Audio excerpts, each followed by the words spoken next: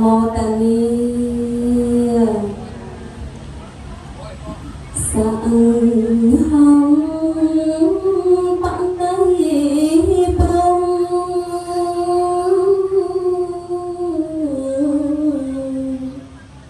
อ่อนป้องกลม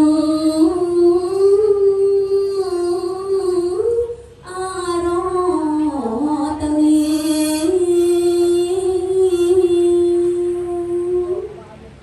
สมดับព្រះភង្គវីដោយគាថា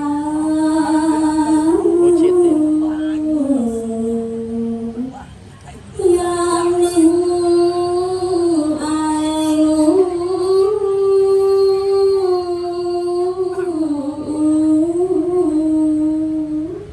ព្រះពុទ្ធទ្រង់អង្គនគរព្រមតទល់នឹងសំដែងដោយតនណៃភាពថ្លៃតាមពីវៈ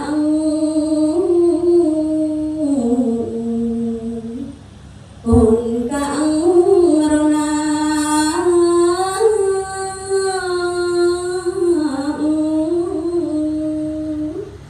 ទើបក្រោកចាក់ទីនោះ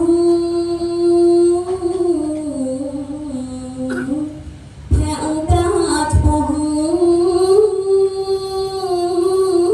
ព្រះមង្គទីយាងចេញចលីពីទីនោះ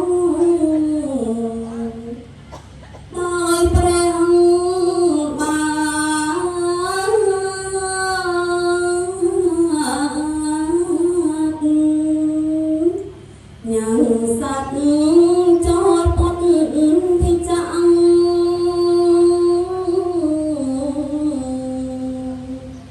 មានបញ្ញវង្សទីជាអាចអើយផកអមរតថាជារនឹមពី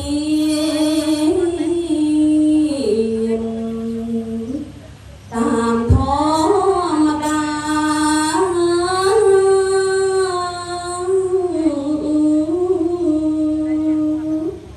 ចាំផ្ដើមពីនោះឯង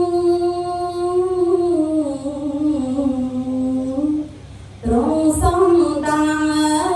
ងខកេងស្នា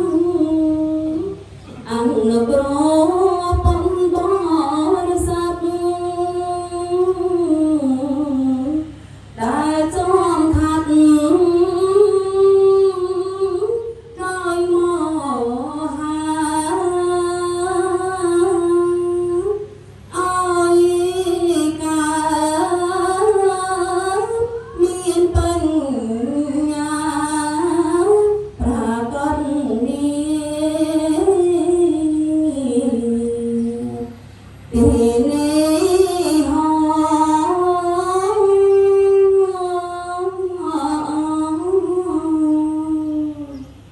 សូមអនុមោទនា